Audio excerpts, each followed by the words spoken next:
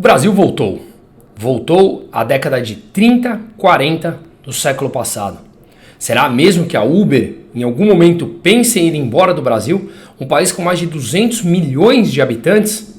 É isso que a gente quer entender ao longo dos gráficos que eu mostrarei aqui, fazendo uma correlação direta com o que está acontecendo com a inteligência artificial no mundo. Vamos entender um pouquinho mais desse assunto.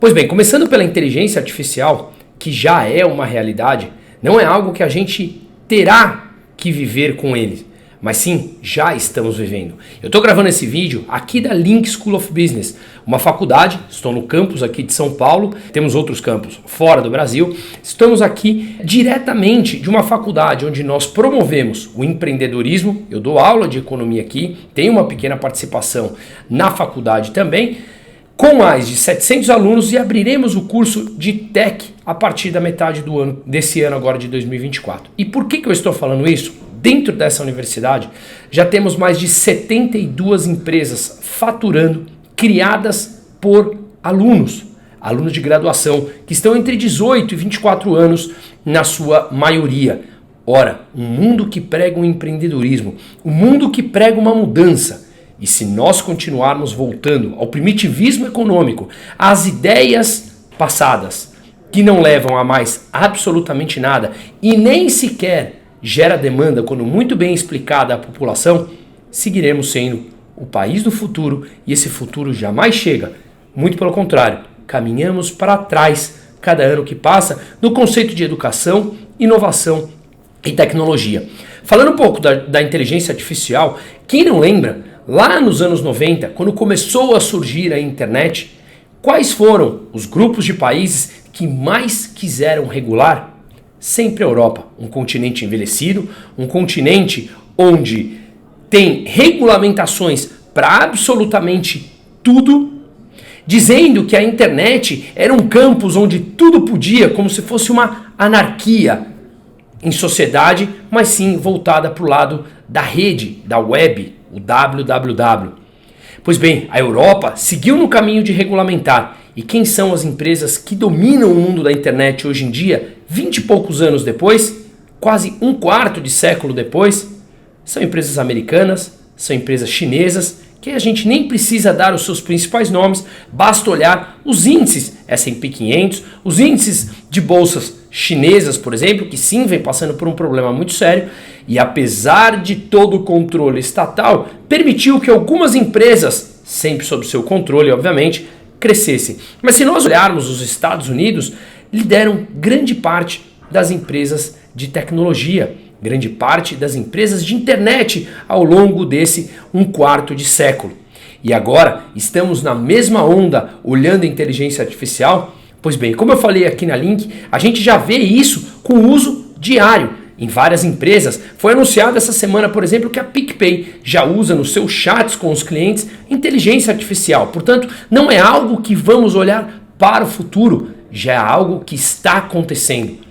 E esse movimento pode ser entendido como foi a Revolução Industrial alguns séculos atrás, onde mudou o patamar de industrialização no mundo. A inteligência artificial, ninguém sabe aonde pode chegar e como poderemos utilizá-la ao longo dos próximos anos. A verdade é que sim, é uma mudança de paradigma e isso tende a mudar as relações de trabalho.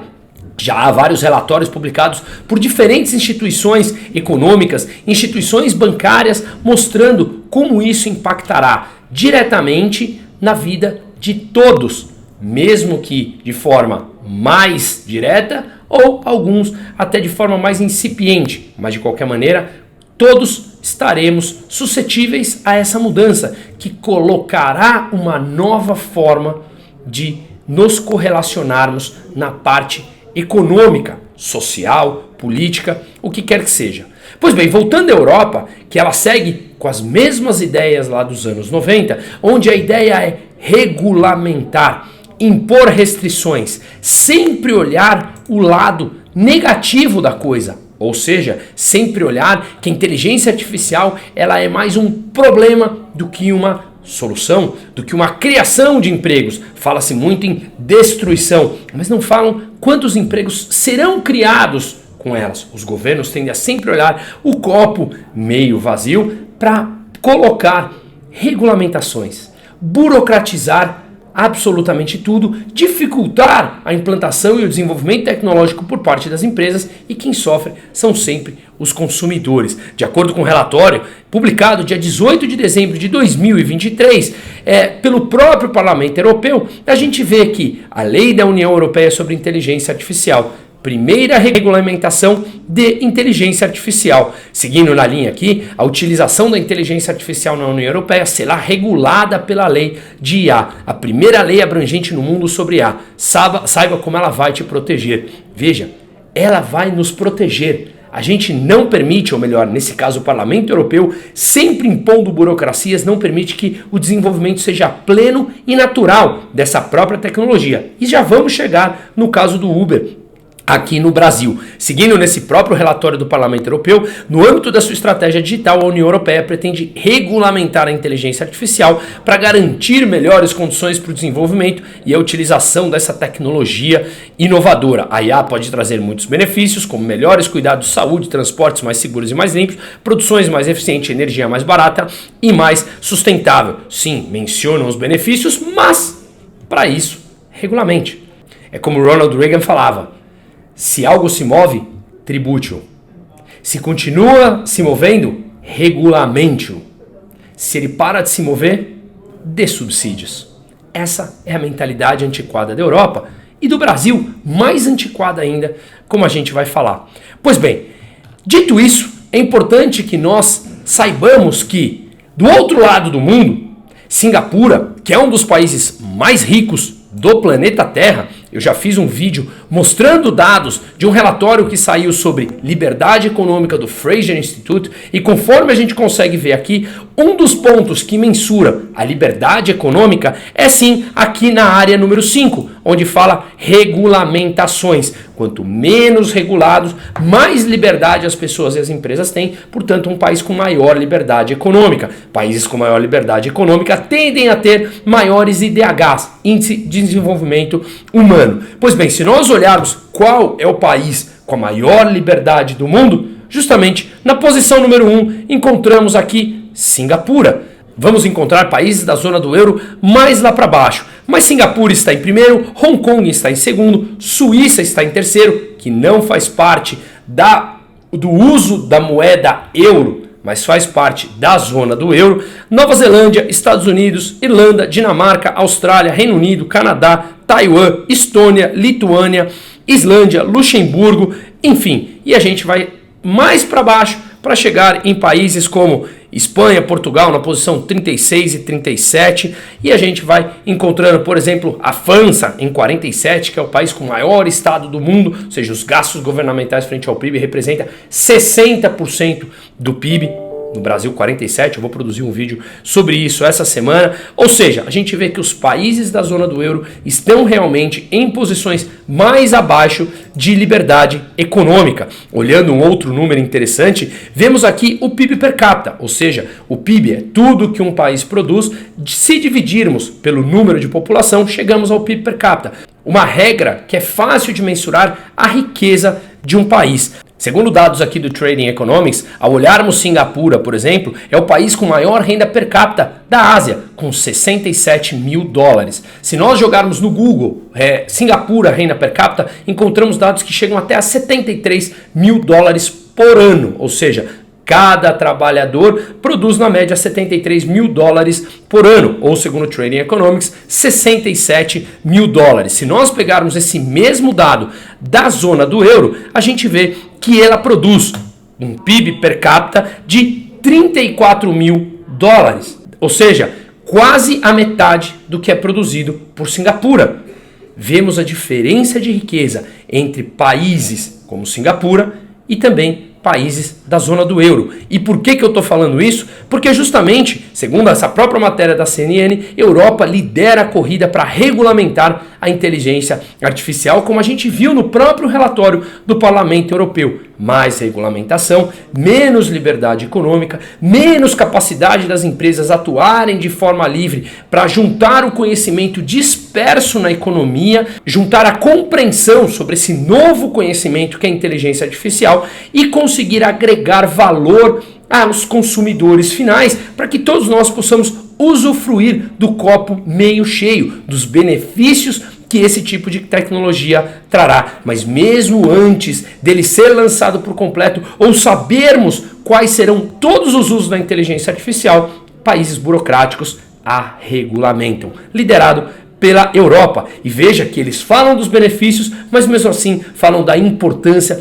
de regulamentar. Países, como eu falei, Singapura, países asiáticos, os Estados Unidos, que é um país muito mais livre, obviamente, do que a China, não tem nem comparação, um país comunista, mas esses países hoje lideram a corrida da inteligência artificial. Muitos deles, inclusive, pela produção dos chips usados intensamente nessa nova tecnologia, que já é presente e já altera a nossa vida como um todo. E o que a gente vê é que Singapura, que foi a pioneira em inteligência artificial, vai investir 740 mil dólares na área. Segundo uma matéria que saiu na Exame, agora, esse ano de 2024, a gente vê que em um discurso, o vice-primeiro-ministro de Singapura, Lawrence Wong, anunciou que o país investirá mais de 740 mil dólares, isso dá 3,6 bilhões de reais, ao longo dos próximos 5 anos para impulsionar ainda mais as capacidades de inteligência artificial do país.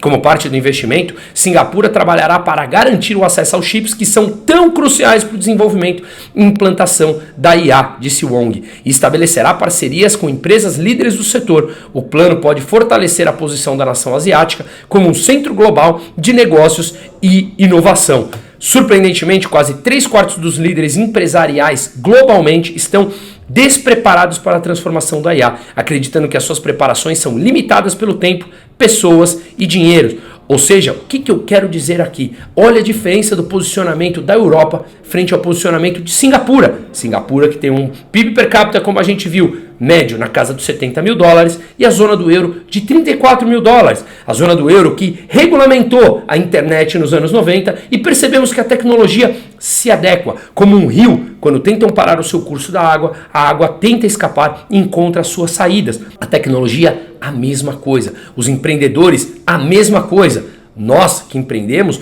não conhecemos, ninguém conhece as demandas futuras dos consumidores. O conhecimento é disperso e por isso justamente a gente precisa, ao longo do tempo, ao longo dos dias, nos adaptarmos para juntarmos essa informação desconhecida e conseguir oferecer produtos e serviços de maior valor agregado e só assim conseguimos sobreviver no mundo do empreendedorismo, gerando emprego, gerando renda. É isso que Singapura, que já tem um PIB per capita muito maior e que lidera essa corrida por inteligência artificial, sendo pioneira no assunto, investirá mais 740 milhões de dólares, mais de 3,5 bilhões de reais, e está, inclusive, incentivando pessoas com mais de 40 anos a estudarem sobre IA. Inclusive, eles oferecerão bolsas de estudo. Por quê? Porque eles querem uma força de trabalho capaz de se enquadrar nas demandas mundiais. Enquanto isso, Europa segue regulamentando. E, obviamente, acontece com o mesmo que aconteceu na internet nos anos 90. Falando isso, a gente consegue também trazer a realidade do que aconteceu no Brasil essa semana, que não dava pra gente deixar para trás. O presidente Lula, parado no passado, com ideias antiquadas, com ideias retrógradas, absolutamente retrógradas, fala impondo a sua vontade dentro de empresas privadas. Já fiz um vídeo explicando que ele, na entrevista que deu na Rede TV para Kennedy Alencar, se intrometeu diretamente na Vale, falando que a Vale não é a dona do Brasil. Falando inclusive que as empresas, incluindo as privadas, devem se adequar ao pensamento do governo, do que o governo considera desenvolvimento. Ora, uma cabeça de um governo que está parado nos anos 30, nos anos 40, é essa a empresa que você quer que pense como você? Todas as empresas iriam à falência se pensasse como Lula, que continua preso no passado. como ele próprio diz. Escute. No meu tempo de jovem, eu queria dizer para os sindicalistas do sindicato do Uber hoje, no meu tempo de jovem, como não tinha empresa de aplicativo, todos nós, na década de 50, sonhávamos ser trabalhadores de carteira profissional assinada. Afinal de contas, estava estruturando a industrialização do país. Então, você ter uma carteira profissional assinada era como se fosse uma relíquia. Era como se fosse uma relíquia. É como hoje o resultado de um concurso público no Banco do Brasil, um concurso público na Petrobras, ou seja, um concurso público numa dessas carreiras de Estado forte. Quando um jovem passa num concurso daquele, é como se ele tivesse ido para o céu, ou pelo menos aberto a porta do céu. Ter uma carteira profissional era assim no nosso mundo. Veja, Lula fala abertamente que antigamente, quando ele era jovem, era um sonho, quase uma relíquia, ter uma carteira assinada. Pois bem, ele tem 80 anos de idade. Nós estamos falando de 60 anos atrás, de quando ele era jovem no mercado de trabalho. Vamos lembrar que ele nunca trabalhou, mas de qualquer maneira, nós estamos falando de o que era uma relíquia há 60 anos atrás. E Lula continua acreditando que essa é a economia, que essas são as demandas do novo trabalhador. Em paralelo, temos Singapura investindo mais de 3,5 bilhões de reais para conseguir se adaptar e adaptar a sua população à inteligência artificial. E aqui no Brasil, o CONAI, como a gente já viu em outros vídeos, ficam falando que é importante formar militantes em ideologia de gênero nas suas escolas. Como competiremos com esses países? Pessoas completamente formadas em inteligência artificial e outros pregando ideias de gênero, que pouco nos importa aqui nesse canal o que cada um faz no seu ambiente privado, mas sim importa o que as empresas demandarão em cima dessa força de trabalho. Quão produtivos seremos? Veja, Lula no seu discurso de abertura, ao anunciar regulamentações em cima dos aplicativos de motorista, como Uber, por exemplo, e menciono o Uber aqui porque o Cabify, vamos lembrar que a empresa espanhola já foi embora do Brasil há alguns anos atrás. Pois bem, eles mencionando que é importante que essa relação não seja exploratória. Veja, o conceito marxista está dentro do Lula. O conceito marxista está dentro desse Ministério do Trabalho e de todo o entorno hoje no comando do governo. Eles acham que o salário tem que ser pago apenas pelas horas trabalhadas, deixando de lado a produtividade. Um conceito marxista por completo. Você deve ganhar por número de horas trabalhadas e não por aquilo que você produz. Lula, estamos em 2024, não estamos mais em 1950, onde as pessoas acreditavam nisso. Se você não consegue produzir no mesmo montante que você ganha de salário, mais cedo ou mais tarde, você estará despedido. Esse é o conceito de produtividade, onde hoje, em números, você precisa de um americano para o que 4 brasileiros produzem. Você precisa de um suíço para o que 5 brasileiros produzem. E nesse patamar, investindo apenas em ideologia de gênero nas escolas e formando militantes, como o próprio professor falou dentro do CONAI, e enquanto Singapura e os Estados Unidos estiverem seguindo investindo em inteligência artificial, seguiremos retrocedendo. E por que eu falei no começo do vídeo que nós voltamos aos anos 30, aos anos 40 do século passado? Porque a CLT, tão mencionada por Lula, foi criada por Getúlio Vargas. Lembrando que essa foi a fase que mais se aproximou do fascismo. Palavra que foi banalizada pela esquerda para tentar cooptar pessoas, inclusive alguns bem informados, infelizmente conseguiram acreditar que no Brasil, que nós vivemos há pouco tempo, teve algo parecido. Lembrando que foi feito no Getúlio Vargas, foi justamente uma ditadura imposta, criando a CLT e tantas outras regulamentações, em que Lula continua acreditando que essa forma de trabalho continua valendo para hoje. Quem nunca pegou o Uber, pelo menos aqui em São Paulo, e eu sou curioso no tema e vou perguntando, até hoje eu não consegui encontrar um motorista que quisesse ser CLT. Por quê? A CLT é extremamente cara. Ele sabe que ele terá muitos descontos em cima do salário dele, que não será tão alto quanto ele consegue, tendo a liberdade e a flexibilidade de trabalhar como ele quer, sendo uma segunda renda, sendo a primeira e principal, mas trabalhando como ele quer, definindo o seu próprio horário, definindo as suas próprias regras de trabalho. muito mais adaptada ao mundo em 2024. Mas claro, tem alguma coisa por trás aqui. Dentre as regras anunciadas, a gente vê que Lula falou que os trabalhadores terão que arcar com 7,5% do salário para a previdência pública, enquanto as empresas 20%. Claro que ele tem que falar que é para o bem dessas pessoas, para eles terem uma previdência. Ora, uma previdência pública? Se eles ganham mais trabalhando independente, por que não podem contribuir com a previdência privada, que é muito mais segura e não um esquema Ponzi, como é a previdência pública, que pode simplesmente ruir a qualquer momento, como aconteceu em tantos outros países?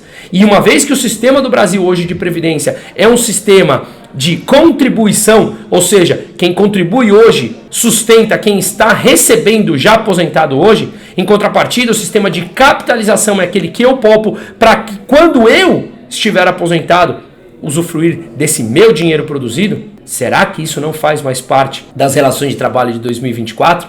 Mas claro, com as contas crescendo, as contas públicas crescendo, o Estado inchando mais, Lula continua preso nas ideias de Getúlio Vargas e continua entendendo que é necessário os trabalhadores pagarem de forma coercitiva, de forma obrigatória, a sua previdência pública para conseguir arrecadar mais dinheiro e fechar as contas impraticáveis desse governo nefasto. Vamos lembrar que eles estão com um déficit que foi o maior déficit da história do Brasil, como eu já fiz vídeos aqui explicando no ano de 2023, à exceção de 2020, que foi o ano da pandemia. Os maiores gastos públicos cresceram 12,5% em termos reais em 2023, com a receita caindo. Pois bem, Lula segue na ideia getulista de regulamentar os trabalhadores sem sequer perguntar se eles mesmos querem. Algumas dessas propostas, eu fiz um tweet explicando sobre isso, em que ele quer criar um sindicato,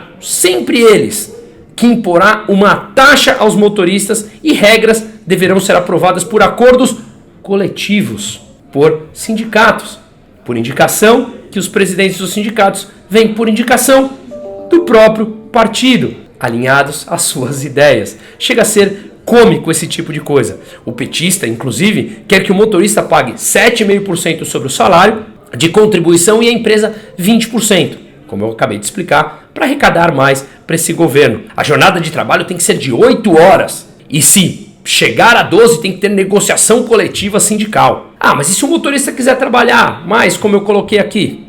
Azar o seu. O petista lá em cima não quer que você trabalhe. E terá, obviamente, uma imposição de salário mínimo.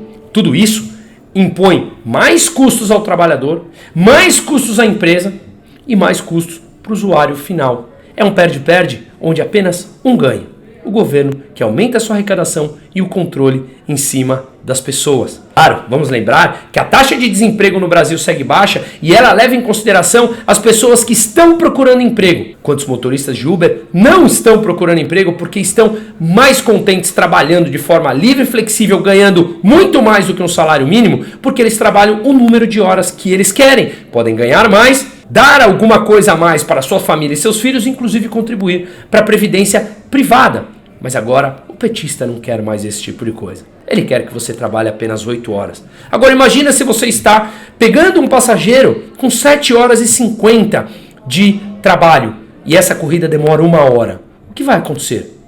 A empresa será multada? Qual será esse controle? Para impor esse controle em cima de horas trabalhadas, ele precisará sistemas, precisará mais burocracia, mais regulamentações, que são mais custos para as empresas. Portanto, é um jogo de perde-perde para todo mundo, onde, repito, apenas um ganha. O governo brasileiro arrecadando mais, comprando votos e tentando se manter no poder de forma eterna. Vamos lembrar que eu, que tenho uma atividade ligada à Espanha, o Uber em Barcelona foi embora, porque o governo, muito mais protecionista, impôs regras de salários. E ele atua em outras regiões, como o centro, por exemplo, de Madrid. Já mencionei que o Cabify espanhola foi embora do Brasil. E não vamos esquecer aquela frase também icônica dita pelo ministro do Trabalho, Luiz Marinho, no ano passado, em que ele falou que se o Uber for embora do Brasil, os Correios assumem esse serviço de motorista por aplicativo. Eles continuam parados no passado. E quanto mais entendermos isso e pressionarmos esse grupo de burocratas que só quer o seu próprio bem, melhor caminharemos para o Brasil. Nesse sentido, será impossível, por pelo menos 100 anos, lutarmos com países que já estão investindo em inteligência artificial e a gente olhando para 100 anos atrás.